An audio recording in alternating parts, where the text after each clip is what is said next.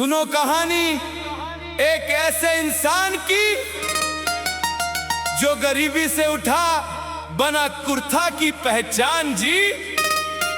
संघर्षों की आग में खुद को तपाया,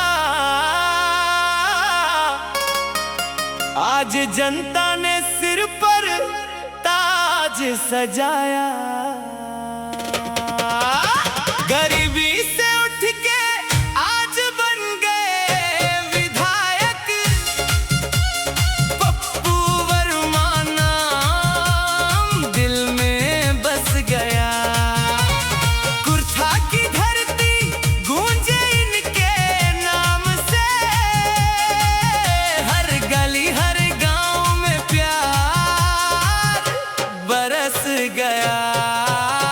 मिट्टी से जुड़ा सादा सा इंसान, संघर्षों में बीता उनका सारा जहान। ना कभी झुके ना हार को माना, मेहनत से अपना मुकाम है पाया।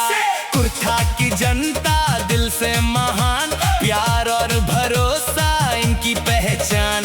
गांव गांव घूमे हर दर्द को जाना, गरीबों के चेहरे पे मुस्कान है लाना। सुनो कहानी सुनो कहानी सुनो कहानी सुनो कहानी, अब सुनो कहानी कुर्ता के अभिमान की। गरीबी से उठ के आज बन गए विधायक, पप्पू वर्मा नाम दिल में बस गया। कुर्ता की जनता का आशीर्वाद मिला है, हर दिल में उनका विश्वास बस गया। रात हो या दिन सेवा में लगे, हर समस्या का हल तुरंत करे। ना कोई भेदभाव सबको अपनाया, जनता का सच्चा बेटा कहलाया। कुर्ता की जनता सोने से भी प्यारी, उनकी मुस्कान सबसे बड़ी जिम्मेदारी।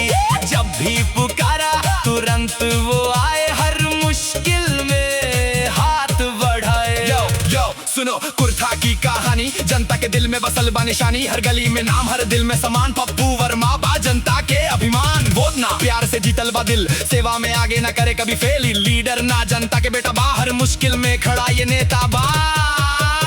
गरीबी से उठ के आज बन गए विधायक, पप्पू वर्मा नाम हर दिल में छा गया।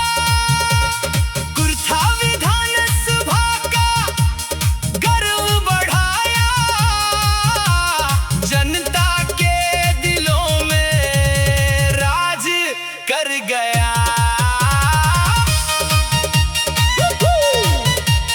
कुर्ता की शान, कुर्ता की शान, कुर्ता की शान, पप्पू वर्मा जनता का अभिमान है। ऐसे गाने आपको बनवाने हो तो संपर्क करें 1 लाख खान स्टूडियो हसपुरा।